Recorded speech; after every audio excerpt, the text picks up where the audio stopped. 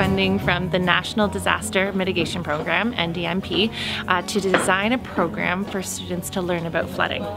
So we really wanted to develop a program that was going to be engaging for the students, pique their interest, but also have them exercise some critical thinking, collaboration, communication.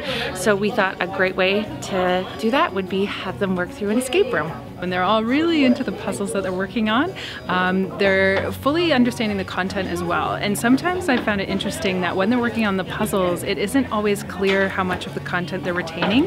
And then when we go back to the classroom, when we talk about it later, they're really catching a lot of the details that it seems like they're skimming over it in the midst of the puzzles and the exciting tasks, but they're actually taking away a lot of content. It was a really interesting way to help people learn about the different types of watersheds, reservoirs, dams, dikes, all those sort of things. It was an interesting way to help, and it actually worked really well because it was an interactive experience, which made it really fun.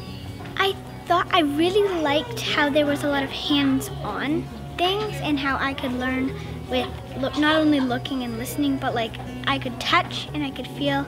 Stations are set up around 5 big ideas around flooding. The first station with the augmented reality sand table, they're learning about watersheds and the Thames River watershed.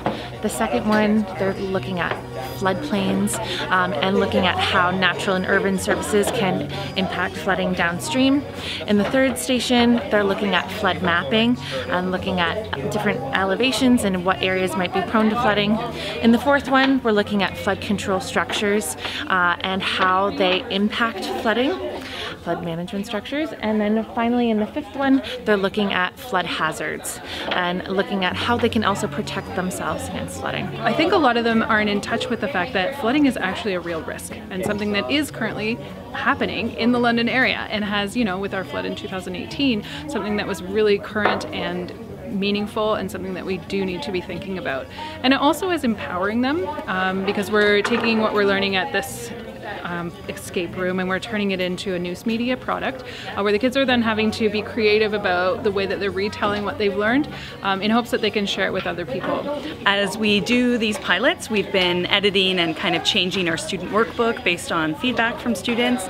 So it's been an ongoing evolving program. Well, for me personally, it brings out some of my competitive side, so I want to work and actually get it done, and then I learn stuff in the process.